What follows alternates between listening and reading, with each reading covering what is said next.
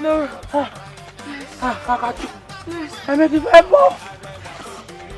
Help me.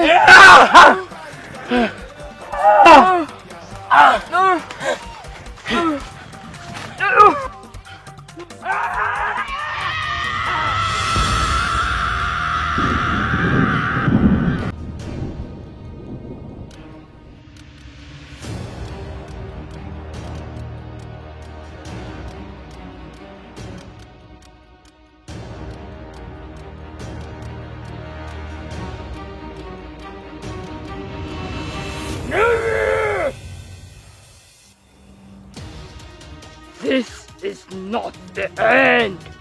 Let's go save the world. Kakadu!